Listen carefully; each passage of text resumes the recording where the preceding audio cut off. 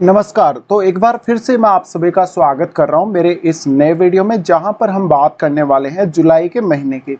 आपका अगर वृषभ लगन है तो कुछ इस प्रकार से आपके लगन चार्ट में ग्रहों का गोचर दिखेगा जुलाई महीने के दौरान। और अब आप जुलाई महीने को किस प्रकार से अपने लिए प्लान कर सकते हैं, हम इस वीडियो में इसके बारे में बात कर रहे हैं। तो सबसे पहले हम आगे बढ़ने से पहले गोचरीय स्थितियों को देख लेते हैं। गोचर की जहां तक बात है, सबसे पहले अगर हम गोचर में बात करें सूर्य की, तो सूर्य 16 जुलाई तक मिथुन राशि में रहने वाले हैं। इसके बाद इनका गोचर कर्क राशि में होगा। बुध 19 जुलाई तक कर्क राशि में रहने वाले हैं। इसके बाद इनका गोचर सिंह राशि में होगा। इसके साथ साथ अगर बात करें शुक्र की, तो शुक्र 7 जुलाई तक मिथुन राशि में गोचर करेंगे। इसके बाद ये कर्क राशि में प्रवेश कर जाएंगे। मंगल का गोचर मेष राशि में होगा और 12 जुलाई से इनका प्रवेश वृषभ राशि में हो जाएगा। गुरु का गोचर वृषभ राशि में है। शनि कुंभ राशि में वक्री होकर गोचर कर रहे हैं। इसके साथ साथ चंद्रमा 1 जुलाई को मेष राशि में रहने वाले हैं। और राहु और केतु के गोचर में फिलहाल कोई भी बदलाव नहीं होगा। राहु जहां मीन राशि में गोचर कर रहे हैं, वहीं केतु कन्या राशि में गोचर करते हुए दिखेंगे। अब हम देख लेते हैं यहाँ पर आपको जो गोचरीय रिजल्ट है वो क्या मिलने वाला है। तो देखिए, सबसे पहले यहाँ हम आपके लग्नेश से स्टार्ट करेंगे। ये हम हमेशा से ही करते आ रहे हैं और लग्नेश की ही सबसे ज़्यादा भूमिका रहती है हमारे, अगर गोचर के हिसाब से देखा जाए तो सबसे पहले अगर बात करें शुक्र के गोचर की, शुक्र आपको फिलहाल जो गोचरीय स्थिति है उसके अनुसार मिथुन राशि में गोचर करते हुए दिखेंगे, जहां पर वो सूर्य के साथ हैं। अब शुक्र का जो यहाँ स्थिति है, लगभग 7 जुलाई तक यहाँ शुक्र रहने वाले हैं मिथुन राशि में, और यहाँ सूर्य भी साथ रहने वाले हैं। तो 7 जुलाई तक आप ये बोल सकते हैं कि ये दोनों की युति भी बनेगी। इस स्थिति में सूर्य आपके 4th लॉर्ड हैं और शुक्र के साथ जब सूर्य स्थित होंगे तो निश्चित रूप से ये धन संपत्ति के लिए बहुत ही ज़्यादा अच्छी स्थिति है। इस समय आप अपने खुद के प्रयासों से कुछ धन संपत्ति अर्जित कर सकते हैं। इसके साथ साथ आपकी फैमिली के अन्य मेंबर्स का भी योगदान इसमें काफ़ी अच्छा रहेगा। तो 7 जुलाई तक की स्थितियों में आपके पास बहुत सारा पैसा कहीं ना कहीं से आ सकता है। इसके साथ ही आप 7 जुलाई तक की स्थितियों में बहुत सारा पैसा स्पेंड भी कर देंगे, तो आपके खर्चे भी बहुत ही ज़्यादा रहने वाले हैं शुरुआती 1 वीक तक। अब शुक्र यहाँ पर हैं तो शुक्र वाणी स्थान में आ रहे हैं, और वाणी स्थान में आ रहे हैं तो ये आपके लिए, अगर आप सिंगिंग से जुड़े हैं, आप कोई ऐसी क्रिएटिव स्किल से जुड़े हैं, आपका कोई वाणी से जुड़ा हुआ टैलेंट है आप में, तो उसको लेकर आप आगे बढ़ सकते हैं। शुक्र यहाँ पर छठे घर के भी स्वामी हैं। छठे घर के स्वामी होने की वजह से यहाँ पर आपको अपने जो खर्चे हैं, जो आपकी इनकम है, उसको बहुत अच्छे से प्लान करना पड़ेगा। इस समय अगर आपके ऊपर किसी भी प्रकार का कर्ज है तो आप कर्ज उतारने के लिए जरूर प्लान कर सकते हैं इस मंथ में। उसके बाद शुक्र यहाँ से, जो शुक्र का दृष्टि है वो आपके अष्टम भाव पे है और सूर्य का दृष्टि भी अष्टम भाव पे है। ऐसे में कुछ आपको सडन गेन होने की संभावना रहेगी। आपको जैसे कोई डिविडेंड इनकम आ रही है, कोई आपने म्यूचुअल फंड वगैरह में इन्वेस्टमेंट करी है उससे आपको कोई गेन हो रहा है, आपने कोई स्टॉक्स वगैरह ले रखे हैं उनसे आपको कोई गेन हो रहा है, आपको आपकी पैतृक संपत्ति में या आपके ससुराल पक्ष से कोई भी प्रकार का फायदा होता है, तो वो भी हम यहाँ से देख सकते हैं। तो ये जो महीना है उसके स्टार्टिंग में इस सब के होने के चांसेस बहुत ही ज़्यादा रहने वाले हैं। उसके बाद शुक्र यहाँ से राशि परिवर्तन करेंगे और तीसरे भाव में चले जाएंगे। शुक्र का गोचर इसके बाद कर्क राशि में तो होगा, तो लगभग यहाँ पर बुध के साथ इनका युति भी रहेगा। लेकिन क्योंकि 19 जुलाई तक ही ये युति बनेगी, क्योंकि 19 जुलाई तक ही बुध तीसरे भाव में है, इसके बाद ये यहाँ पर जो बुध की स्थिति है वो चेंज हो जाएगी। तो लगभग 7 तारीख से लेकर 19 जुलाई तक की स्थितियों में शुक्र बुध का युति बनेगा तीसरे भाव में। अब ये एक और ऐसा युति है आपके लिए जिसमें आप ये देख सकते हैं कि आप ज़्यादा से ज़्यादा क्रिएटिव रह सकते हैं। आपका कोई भी ऐसा प्रोफेशन है जिसमें आपको क्रिएटिविटी की आवश्यकता है, आपकी सर्जन क्षमता, आपकी स्किल्स की जहाँ पर आवश्यकता है, आप उन कार्यों को आसानी से पूरा कर सकेंगे इस स्थिति में। इसके साथ साथ यहाँ पर तीसरे भाव में शुक्र आएंगे, तो तीसरे भाव का शुक्र आपको थोड़ा रोमांटिक गतिविधियां दे सकता है, रोमांस के प्रति आपको एक्टिव कर सकता है। तीसरे भाव में शुक्र का स्थित होना आपको इधर उधर की कुछ शॉर्ट ट्रेवल दे सकता है, आपको अपने परिवारजनों के साथ या अपने जीवन साथी के साथ ट्रेवल करने को मिल सकता है। इसके साथ साथ ऐसी स्थिति में आपको अपने प्रोफेशन के लिए या अपने कार्य क्षेत्र के लिए कोई बड़ा डिसीजन लेना पड़ सकता है, शुक्र क्योंकि अब छठे घर के भी स्वामी है। छठे घर के स्वामी होने की वजह से आपके करियर में या आपके अन्य किसी भी डेली के काम में कोई बाधा आ रही है, आप उसको आसानी से दूर कर सकेंगे। और यहाँ पर शुक्र को बुध का साथ मिल रहा है, तो आप अपने इंटेलिजेंस को बढ़ा सकेंगे और अपने इंटेलिजेंस की वजह से अपनी कोई भी समस्या को दूर कर सकेंगे। इस समय आप जो भी डिसीजन लेंगे वो आपके लिए बहुत ही ज़्यादा सही जाएंगे। इसके बाद हम बात करते हैं बुध के बारे में। बुध जो कि आपके दूसरे भाव के स्वामी बनते हैं आपके चार्ट में, और बुध आपके पांचवें भाव के भी स्वामी हैं। अब बुध का गोचर हो रहा है कर्क राशि में। कर्क राशि में जो बुध का गोचर है ये 19 जुलाई तक रहेगा। 19 जुलाई तक आप कोई भी ऐसे काम से जुड़े हुए हैं, जैसे कि आप टीचिंग से जुड़े हैं, फाइनेंस से जुड़े हैं, या कोई बहुत अच्छी कंपनी, कोई बड़ी कंपनी में आप एक बहुत अच्छे पद पे हैं, मैनेजमेंट के पद पे हैं, या आपको कोई अपना काम मैनेज करना है, या कम्युनिकेशन वाले कामों से जुड़े हैं, तो आपके लिए ये स्थिति बहुत ही अच्छी रहेगी।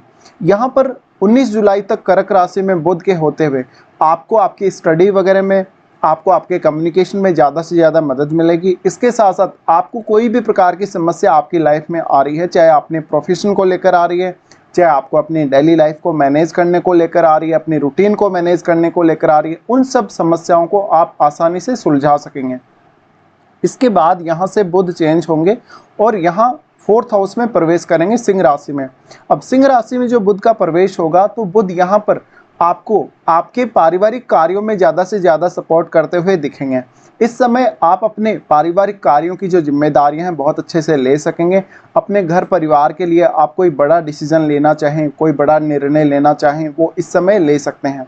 इसके साथ साथ आप ज़्यादातर इस समय अपने परिवार के लोगों के साथ कन्वर्सेशन करेंगे, उनके साथ बातचीत करेंगे, और अगर पारिवारिक मामलों में किसी भी प्रकार का इश्यू चल रहा है तो आप उस इश्यू को आसानी से दूर कर सकेंगे। यहाँ पर बुध आपको आपके प्रोफेशन में भी काफ़ी ज़्यादा हेल्प करने वाले हैं, क्योंकि बुध की दृष्टि पड़ेगी आपके दसम भाव पर। दसम भाव पर बुध की दृष्टि के होते हुए आपको आपके कार्य क्षेत्र में, किसी भी प्रकार के कार्य क्षेत्र में काम करना बहुत ज़्यादा आसान हो जाएगा। आपके लिए निर्णय लेना और निर्णय को समय पर आगे बढ़ाना आपके लिए बहुत ज़्यादा आसान हो जाएगा। तो बुध का 4th हाउस में आना भी आपके लिए बहुत ही ज़्यादा अच्छा रहने वाला है। अब क्योंकि बुध हैं वो आपके दूसरे भाव के स्वामी और 5वें भाव के स्वामी होकर 4th हाउस में होंगे, ऐसे में आप अपने परिवार को इस समय ज़्यादा से ज़्यादा सपोर्ट कर सकते हैं अपने अर्निंग्स के माध्यम से, अपने धन के माध्यम से। इसके साथ साथ आपको संतान पक्ष को लेकर भी इस समय काफ़ी ज़्यादा चिंता रहेगी, और आपके जो डोमेस्टिक लाइफ है उसमें संतान का योगदान बहुत बड़ा रह सकता है। तो बुध का 4th हाउस में आना आपके लिए काफ़ी ज़्यादा फेवरेबल होगा। इसके बाद अगर हम बात करें तो चंद्रमा की बात करते हैं। चंद्रमा की अगर हम स्थिति को देखेंगे तो इस मंथ में स्टार्टिंग में चंद्रमा आपको मेष राशि में दिखेंगे। तो लगभग मेष राशि में चंद्रमा की ये स्थिति शुरुआती 2-2.5 दिन तक रहेगी। यहाँ मंगल के साथ चंद्रमा रहेंगे। इसका मतलब है आपको शुरुआत में बहुत ज़्यादा इमोशनल इशू हो सकते हैं। आप अपने मन की बात मानकर या अपने इमोशंस की वजह से कोई भी ऐसा फैसला ना करें इस मंथ के स्टार्टिंग में जिससे आपको कोई भी प्रकार की परेशानी हो जाए। तो शुरुआती 1-2 दिन में कोई भी ऐसा जल्दबाजी में डिसीजन लेने से बचें। इसके साथ साथ इस समय आप अपने इमोशंस पे काबू नहीं रख पाएंगे। आप हो सकता है किसी भी रिश्ते में जिसमें आप बंधे हुए हैं उस रिश्ते के प्रति चिंता या अपने खुद के प्रति आपको बहुत ज़्यादा चिंता रहेगी। इसके साथ साथ आपका सडन कोई बहुत लंबा ट्रेवल हो सकता है इस समय। अब चंद्रमा जो है वो तीसरे घर के स्वामी होकर जब भी चंद्रमा इस प्रकार की स्थिति में स्थित होंगे, इससे आपको बहुत ज़्यादा गुस्सा आना, खुद पर कंट्रोल नहीं होना और बहुत बड़े बड़े सपने आपके द्वारा देखा जाना, ऐसा हो सकता है।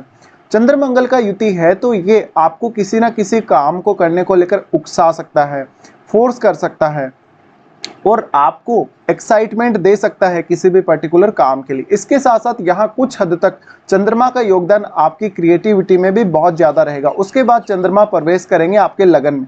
लगन की स्थिति यहाँ पर जब भी चंद्रमा वृषभ राशि में आते हैं लगन में, तो कंडीशन ऐसी बन जाएगी जहाँ पर गुरु के साथ भी चंद्रमा का युति है और चंद्रमा यहाँ उच्च की स्थिति में होते हैं। ऐसे में ये आपके मान सम्मान के लिए, आपकी प्रतिष्ठा के लिए बहुत ही अच्छी स्थिति होगी। आपको आपकी एजुकेशनल कार्यों में काफ़ी मदद मिलेगी, संतान से जुड़े हुए कार्यों में काफ़ी मदद मिलेगी। इसके साथ साथ अगर आप कोई बिजनेस कर रहे हैं तो बिजनेस में काफ़ी हेल्प होगी आपकी। इसके अलावा आप किसी भी विषय पर अपने विचार बहुत अच्छे से व्यक्त कर सकेंगे, उस विषय पर बहुत गहन रिसर्च कर सकेंगे, उसके बारे में सोच विचार कर सकेंगे।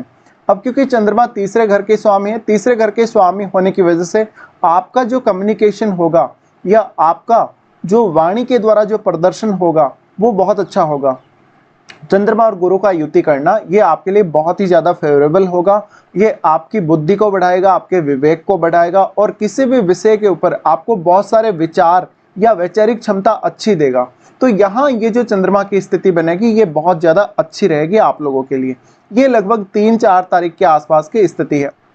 तो इसके बाद चंद्रमा का प्रवेश होगा आपके दूसरे भाव में। दूसरे भाव में जहां पर दूसरे भाव में चंद्रमा का प्रवेश होगा तो ये आर्थिक स्थिति में उतार चढ़ाव को दिखाता है। आपको अपने घर परिवार के लिए, अपने खुद के धन के लिए, अपनी संपत्ति के लिए कोई ऐसा बड़ा निर्णय इस समय लेना पड़ सकता है जो कि वास्तव में आपको सडनली लेना पड़े। इसके साथ साथ आर्थिक स्थितियों में उतार चढ़ाव आ सकते हैं। इस समय किसी भी प्रकार से जुआ, लॉटरी, सट्टा वगैरह इन सब में पैसा ना डालें, नहीं तो आपको नुकसान हो सकता है। उसके बाद चंद्रमा अपने घर में प्रवेश करेंगे जहां पर वो आपके लिए और भी ज़्यादा फेवरेबल होंगे। अपने घर में चंद्रमा का प्रवेश होगा तो आपके अपने भाई बहनों से, रिश्तेदारों से, पड़ोसियों से रिश्ते बहुत बेहतर होंगे और इस समय आपको सडन कोई लंबी दूरी और छोटी दूरी की यात्रा करने का मौका मिलेगा। इसके साथ साथ आप अगर स्टडी वगैरह कर रहे हैं, आप अगर स्टडी पर्पज से कहीं दूर की यात्रा करना चाहते हैं, कहीं दूर जाना चाहते हैं, तो इस समय आपको काफ़ी मदद मिल सकती है चंद्रमा के द्वारा। इसके साथ साथ आपके मन में बहुत सारे विचार उत्पन्न हो सकते हैं किसी भी पर्टिकुलर विषय को लेकर, जिसका उपयोग आप अपने लिए कर सकते हैं। तो चंद्रमा का गोचर आपके लिए काफ़ी फेवरेबल रहने वाला है। इसके बाद सूर्य के बारे में बात कर लेते हैं। सूर्य के गोचर को अगर हम लोग देखेंगे तो सूर्य का जो गोचर है, लगभग सूर्य की जो स्थिति है 16 जुलाई तक, क्योंकि मिथुन राशि में सूर्य है और सूर्य आपकी कुंडली में 4th लॉर्ड बनते हैं। 4th लॉर्ड होकर जब भी सूर्य ऐसी कंडीशन में होते हैं, ऐसे में आपको परिवार की तरफ से काफ़ी ज़्यादा मदद मिलती है, आपके आर्थिक स्थिति में काफ़ी सुधार होगा। इसके साथ साथ परिवार के लिए आपके जो खर्चे होंगे, आपका जो मनी का स्पेंडिंग होगा वो काफ़ी ज़्यादा होगा और आप बहुत अच्छे से लग्जरी का आनंद ले सकेंगे, एक अच्छे जीवन स्तर का आनंद ले सकेंगे। तो सूर्य की ये जो स्थिति यहाँ बन रही है, लगभग 16 जुलाई तक सूर्य यहाँ है। 16 जुलाई तक की स्थितियों में आप वास्तव में अपने परिवार के साथ ज़्यादा से ज़्यादा समय स्पेंड कर सकेंगे। इस समय सूर्य की स्थिति की वजह से आप वास्तव में बहुत अच्छा फील करेंगे अपने परिवार के साथ। अब सूर्य का दूसरे भाव में स्थित होना और शुक्र के साथ युति करना, ये आपके लिए कुछ ऐसा पैसा या ऐसी इनकम को भी ला सकता है जिसके लिए आपने कोई विशेष प्रयास ना किया हो। इसके अलावा आपके परिवार का योगदान आपकी धन संपत्ति में बहुत अहम होगा। आपको अपने परिवार से भी पर्याप्त सहयोग मिल सकेगा। सूर्य उसके बाद यहाँ से अपना राशि परिवर्तन करेंगे और सूर्य का राशि परिवर्तन होगा तो 16 जुलाई के बाद सूर्य कर्क राशि में प्रवेश करेंगे। अब सूर्य क्योंकि 4th लॉर्ड है, 4th लॉर्ड होकर जब भी सूर्य यहाँ तीसरे भाव में प्रवेश करेंगे तो यहाँ बुध के साथ भी इनका युति रहेगा, लेकिन यहाँ पर कुल 2-3 दिन के लिए ही सिर्फ युति रहेगा, जो कि कुछ खास इतना अधिक प्रभाव डालेगा नहीं, लेकिन फिर भी आप में बहुत ज़्यादा कॉन्फिडेंस का विकास होगा। आप अपना किसी भी काम को बहुत अच्छे से कर सकेंगे, बहुत अच्छे से किसी काम पे फोकस कर सकेंगे। इसके साथ साथ आप काफ़ी एनर्जेटिक फील करेंगे और किसी भी प्रकार का आपको जीवन में रिस्क लेना हो, धन संपत्ति को लेकर या अपने कुछ पारिवारिक कार्यों को लेकर या अपने कुछ प्रोफेशनल कार्यों को लेकर, तो इस समय आप वो कर सकते हैं। सूर्य का एस्पेक्ट यहाँ से रहेगा आपके 9वें भाव पर। 9वें भाव पर सूर्य का एस्पेक्ट होने की वजह से इस समय आप कुछ लंबी दूरी की यात्राएं कर सकते हैं। इस समय अगर आप उच्च शिक्षा की तरफ अग्रसर होते हैं तो आपको आपकी अपेक्षित सफलता मिल सकती है। सूर्य का तीसरे भाव में होना वास्तव में आपके लिए काफ़ी अच्छा रहेगा। अब सूर्य क्योंकि यहाँ पर 4th लॉर्ड है और सूर्य 4th लॉर्ड होकर जब तीसरे भाव में होते हैं, ऐसे में अधिक से अधिक आपको कार्य क्षमता प्रदान करते हैं। किसी भी आपको हार्ड से हार्ड काम करने की क्षमता यहाँ सूर्य प्रदान करने वाले हैं। तो सूर्य के बाद अब हम बात करते हैं मंगल के बारे में। मंगल के गोचर को अगर हम लोग देखेंगे तो मंगल मेष राशि में गोचर कर रहे हैं और मंगल यहाँ पर आपके 7वें घर और आपके 12वें घर के स्वामी बनते हैं कुंडली में। इसके साथ साथ मंगल का जो राशि परिवर्तन होगा वो 12 जुलाई से होगा और 12 जुलाई से वृषभ में प्रवेश करेंगे। तो लगभग 12 जुलाई तक की स्थितियों में मंगल का जो राशि में जिसमें गोचर रहने वाला है, यहाँ मेष में ही मंगल रहने वाले हैं। मेष में मंगल रहने वाले हैं तो ये आपके रिलेशनशिप को काफ़ी ज़्यादा प्रभावित करेंगे। इस समय आपका अपने जीवन साथी की वजह से विदेश जाने का कोई चांस बन सकता है। आपको आपके जीवन साथी की हेल्प की वजह से कोई बड़ा खर्चा करना पड़ सकता है, उनकी हेल्थ को लेकर कुछ बड़ा इश्यू आ सकता है, उनकी कोई सर्जरी वगैरह हो सकती है, उनको कोई चोट लग सकती है, उनके साथ कोई दुर्घटना हो सकती है। इसके साथ-साथ मंगल यहाँ है, तो ये आपके लिए कुछ हद तक लड़ाई झगड़े लेकर आ सकता है, किसी छोटी से छोटी बात को लेकर भी। तो यहाँ पर अपना रिलेशनशिप थोड़ा-सा आपको सुधारना पड़ेगा। इसके साथ-साथ अगर आप कोई बिज़नेस कर रहे हैं, अगर आपका बिज़नेस फ़ॉरेन से कनेक्टेड है, आप कोई इम्पोर्ट-एक्सपोर्ट का काम कर रहे हैं, या फिर आप कोई ऐसा बिज़नेस कर रहे हैं जो कि बहुत ज़्यादा स्किल वाला है, जिसमें बहुत ज़्यादा क्रिएटिविटी और इन सब की आवश्यकता है, तो आपका बिज़नेस काफ़ी तेज़ी से आगे बढ़ सकता है। लेकिन इस समय आप जो पैसा इन्वेस्ट करेंगे अपने बिज़नेस पे, उसके ऊपर थोड़ा-सा ध्यान ज़रूर दीजिएगा। अब मंगल उसके बाद यहाँ से राशि बदलेंगे और राशि बदलकर 12 जुलाई से इनका प्रवेश आपके लगन में ही हो जाएगा। लगन में मंगल आ जाएँगे तो ये आपको काफ़ी ज़्यादा एनर्जेटिक बना देंगे। इसके साथ-साथ अगर आप विदेश में सेटल्ड हैं तो आपको काफ़ी फ़ायदा होगा। यहाँ पर मंगल हैं तो आपको काफ़ी एक्टिव बनाएँगे, आप में एक अलग सी ऊर्जा आएगी, काम करने की बहुत ज़्यादा इच्छा शक्ति आप में जागृत होगी, जो आपको आपके कार्य क्षेत्र में भी काफ़ी ज़्यादा मदद कर सकेगी। अब मंगल यहाँ से जो एस्पेक्ट करेंगे, मंगल सबसे पहले आपके 4th हाउस को एस्पेक्ट करेंगे, जहाँ पर वो आपको पारिवारिक मामलों में काफ़ी ज़्यादा मदद करेंगे। इसके साथ-साथ मंगल का जो एस्पेक्ट रहेगा वो 7वें और 8वें भाव पर भी रहेगा। 7वें और 8वें भाव पर मंगल का एस्पेक्ट होते हुए आपको थोड़ा यहाँ पर जीवन साथी के साथ फिर से रिलेशनशिप में बिगड़ने के चांसेस बन सकते हैं। कुछ हद तक परेशानियाँ आ सकती हैं, आपस में किसी बात को लेकर विवाद हो सकता है। आपका खुद से जो एक्सपेक्टेशन है और अपने जो रिश्तेदारों से, अपने जीवन साथी से जो एक्सपेक्टेशन है काफ़ी ज़्यादा बढ़ जाएगा। आप लगभग अपने प्रत्येक कार्य के लिए बहुत ज़्यादा एक्साइटेड अपने आप को महसूस करेंगे। तो वास्तव में मंगल का 12 जुलाई के बाद से वृषभ में प्रवेश करना ये आपको थोड़ा ज़्यादा सफल बनाएगा। आपके कामों में काफ़ी ज़्यादा तेज़ी आएगी और आपको ऐसा लगेगा जैसे जहाँ भी आपके काम रुके हुए थे, या बहुत बार ऐसा होता है जब हम काफ़ी ज़्यादा स्टक हो जाते हैं एक ही चीज़ को लेकर, या एक जैसे स्थिति में ही बने रहते हैं काफ़ी लंबे समय तक। ऐसी स्थितियों से मंगल आपको निकालने का काम करेंगे। मंगल का यहाँ पर फिर दृष्टि रहेगा आपके 8वें भाव पर, जहाँ पर वो आपको कुछ सडन गेन दे सकते हैं। यहाँ पर मंगल आपको फिर से कुछ हेल्थ का इश्यू क्रिएट कर सकते हैं अगर 8वें भाव में आपके कोई ग्रह ग्रह बैठा है तो आपका कोई भी ऐसा मेलेफिक प्लैनेट हो आपके अष्टम भाव में, तो आपको थोड़ी सावधानी फिर से बरतनी है। अगर आप कोई ड्राइविंग वगैरह करते हैं, कोई ऐसा फिजिकल रिस्क वाला काम करते हैं, तो थोड़ी सावधानी बरतनी पड़ेगी आप लोगों को। उसके बाद हम देखते हैं गुरु के गोचर को। गुरु जो कि आपके 8वें और 11वें घर के स्वामी बनते हैं आपकी कुंडली में, और गुरु का गोचर हो रहा है लगन में। लगन में गुरु का गोचर बेहद खास रहने वाला है, क्योंकि यहाँ पर गुरु आपके बहुत सारे कामों में आपको हेल्प करने वाले हैं।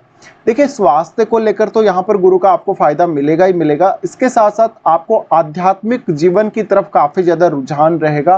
पूजा पाठ, ध्यान, साधना, तंत्र मंत्र, ज्योतिष वगैरह, पामिस्ट्री वगैरह ऐसे कार्यों की तरफ आपका जो झुकाव है थोड़ा ज्यादा रह सकता है इस मंथ में। अब गुरु क्योंकि लगन में ही है तो आपको ज्यादा से ज्यादा ये आध्यात्मिक कार्यों में, पूजा पाठ में सक्रिय करेगा। गुरु 8वें भाव के स्वामी होने की वजह से आपको रिसर्च में या हायर स्टडीज में काफी ज्यादा मदद करेंगे। इसके साथ साथ आपको कोई लॉन्ग डिस्टेंस ट्रेवल में भी यहाँ गुरु मदद कर सकते हैं। इसके अलावा आप अपने आर्थिक स्थिति को काफी ज्यादा मजबूत होता हुआ देखेंगे। आर्थिक मामलों में जो भी आपको डिसीजन लेने हैं इस समय आप बहुत ही प्रॉपरली वो डिसीजन ले सकेंगे। इसके बाद देखें तो यहाँ गुरु क्योंकि 11वें घर के स्वामी है, 11वें घर के स्वामी के होते हुए गुरु यहाँ पर आपकी पॉपुलैरिटी को, आपके मान सम्मान को काफी बढ़ाएंगे, आपको काफी पवित्रता देंगे, आपके मन में काफी पॉजिटिविटी, विचारों में काफी सकारात्मकता देंगे, जिससे आप समय पर डिसीजन ले सकें और समय पर लगभग प्रत्येक काम को कर सकें। तो गुरु का ये गोचर बेहद खास रहने वाला है। अब जिन जातकों का भी विवाह नहीं हुआ है या जिन जातकों को भी संतान की प्राप्ति नहीं हुई, उनके लिए गुरु का ये गोचर बेहद खास है, क्योंकि गुरु यहाँ से एस्पेक्ट कर रहे हैं सबसे पहले आपके पंचम भाव को। पंचम भाव को जब इस प्रकार से गुरु एस्पेक्ट करते हैं, ऐसे में संतान से आपको मदद मिलती है, संतान प्राप्ति होने के चांसेस बनते हैं। इसके साथ साथ आपको आपके एजुकेशन में काफी मदद गुरु के द्वारा यहाँ मिल जाएगी। गुरु का एस्पेक्ट पंचम भाव पर होने की वजह से आपको हमेशा हर काम के लिए सक्रिय रखेंगे, आपको निर्णय लेने में भी काफी ज्यादा मदद मिलेगी। अब क्योंकि यहाँ मंगल का गोचर भी होगा लगन में, तो मंगल का जो गोचर होगा लगन में, उस समय आप ज्यादा परिपक्व महसूस करेंगे अपने आप को लेकर, ज्यादा कॉन्फिडेंस में महसूस करेंगे अपने आप को लेकर। तो ये स्थिति आपके लिए बहुत ही ज़्यादा फेवरेबल है। अब क्योंकि 12 जुलाई से फिर मंगल यहाँ प्रवेश कर जाएंगे और गुरु ऑलरेडी यहीं है, तो 12 जुलाई के बाद से आप बहुत फास्ट काम स्टार्ट कर देंगे किसी भी पर्टिकुलर विषय के बारे में या अपने करियर के बारे में। अगर आप सोच रहे हैं या कोई प्लानिंग कर रहे हैं तो आप काफ़ी फास्ट काम करने वाले हैं और काफ़ी फास्ट डिसीजन लेने वाले हैं। अब गुरु का दृष्टि रहेगा यहाँ पर सप्तम भाव पर दृष्टि होने की वजह से जब मंगल का प्रवेश वृषभ राशि में हो जाएगा, यानी 12 जुलाई के बाद आपको मैरिज के बहुत स्ट्रॉन्ग चांसेस बनेंगे, आपका एंगेजमेंट वगैरह होने के चांसेस बनेंगे। इसके साथ साथ आपको कुछ अच्छी पार्टनरशिप के मौके भी जीवन में मिल सकते हैं। अगर आप कोई बिजनेस पार्टनरशिप या ऐसी कोई अन्य पार्टनरशिप के लिए विचार कर रहे हैं तो गुरु का एस्पेक्ट आपके नवम भाव पर भी रहेगा, जहां गुरु आपको लंबी दूरी की यात्राएं दे सकते हैं, आपको कुछ पढ़ने लिखने में रुचि दे सकते हैं, धार्मिक ग्रंथों या धार्मिक पुस्तकों को पढ़ने में आपकी रुचि हो सकती है। तो गुरु के इस गोचर में आपको काफ़ी सारे फायदे मिलेंगे, आपको बहुत कुछ सीखने को मिलेगा, बहुत कुछ जानने को मिलेगा। इसके साथ साथ एक बहुत ही मजबूत अंतर्दृष्टि भी गुरु से आपको यहाँ मिलेगी। गुरु ऐसी स्थिति में है तो गुरु क्योंकि 8वें घर के स्वामी है, इस वजह से आपकी अंतर्दृष्टि को काफ़ी मजबूत करते हैं, आप में सिक्स्थ सेंस को डेवलप करते हैं, आपको कुछ फ्यूचर की होने वाली घटनाओं का पहले ही अंदाजा हो जाएगा। इसके बाद हम बात करते हैं यहाँ पर शनि के बारे में। शनि जो कि आपकी कुंडली में नवम और दसम भाव के स्वामी बनते हैं। अब क्योंकि शनि इस मंथ में वक्री रहने वाले हैं और कुंभ राशि में ये वक्री होने वाले हैं, ऐसी कंडीशन में देखिए वक्री शनि काफ़ी अच्छा होता है और मैंने वक्री शनि पर वीडियो भी बनाया है, आप प्लेलिस्ट में जाकर वो वीडियो भी जरूर देख सकते हैं। शनि यहाँ पर है तो वास्तव में आपको आपके कार्य क्षेत्र में बेहद मदद करेंगे। आपके कार्य क्षेत्र में जो आपके रुके हुए काम है वो पूरे होंगे, प्रमोशन वगैरह के लिए देख रहे थे या जॉब वगैरह चेंज करने को देख रहे थे या अपना कैरियर पूर्ण रूप से बदलने को देख रहे थे, तो इस समय आप वो विचार कर सकते हैं। शनि का यहाँ पर होना हालांकि आपको मेहनत करने के लिए फिर भी प्रेरित करेगा, तो आपको अपनी खुद की मेहनत, खुद के एफर्ट पे ही अभी डिपेंडेंट रहना पड़ेगा। अब हम यहाँ से आगे बढ़ जाते हैं और बात कर लेते हैं कुछ अच्छे और खराब दिनों की। यहाँ राहु और केतु के बारे में हम कोई खास चर्चा नहीं करने वाले हैं, ऑलरेडी इनके बारे में काफ़ी बार चर्चा हो चुकी है। तो सबसे पहले देख लेते हैं आप लोगों के लिए कौन कौन से अच्छे दिन इस मंथ में आने वाले हैं। सबसे पहले बात करें तो अच्छे दिनों की ही बात कर लेते हैं। अच्छे दिनों में देखा जाए तो 2, 3, 6 से 10 तारीख तक और 21 और 22 ये आप वृषभ लगन वालों के लिए काफ़ी अच्छे दिन निकल के आते हैं। इन दिनों में आप उन कामों को पूरा कर सकते हैं, विशेषकर जिन कामों में आपको कोई परेशानी आ रही है या जो काम आपने काफ़ी एफर्ट किया लेकिन वो आपके काम पूरे हो नहीं रहे हैं। इसके साथ साथ कुछ खराब दिनों को भी हम यहाँ देख लेते हैं। खराब दिनों की अगर बात करी जाए तो चंद्रमा का गोचर जब तुला राशि में होगा तो 14 और 15 को, इन 2 दिनों में आपका किसी के साथ कोई विवाद हो सकता है, आपको आपके कार्य क्षेत्र में कोई ऐसा डिसीजन लेना पड़ सकता है जो आपके लिए काफ़ी गलत साबित होगा। इसके साथ साथ धन का नुकसान होना या किसी के साथ विवाद की वजह से आर्थिक नुकसान होने की संभावना बनेगी। 14 और 15 को ये स्थिति में आपके बॉस या आपके कलीग्स आपको सपोर्ट नहीं कर सकेंगे, आपको आपके कार्यस्थल में भी बदलाव करना पड़ सकता है। इसके साथ ही चंद्रमा का गोचर जब धनु राशि में होगा तो ये चंद्रमा का गोचर होगा आपके 8वें भाव में, जहां पर 19 और 20 को आपके आर्थिक स्थिति में सडनली कोई उतार चढ़ाव आ सकता है। 19 और 20 को आपकी रुचि आध्यात्म वगैरह में काफ़ी ज़्यादा रहेगी, लेकिन थोड़ा मानसिक तनाव रहेगा, कॉन्फिडेंस की थोड़ी सी कमी नजर आ सकती है 19 और 20 को, या मन में थोड़ी सी घबराहट जरूर नजर आ सकती है। चंद्रमा का गोचर जब मेष राशि में होगा तो ये स्थिति 1 तारीख, 27 और 28 तारीख को बनेगी।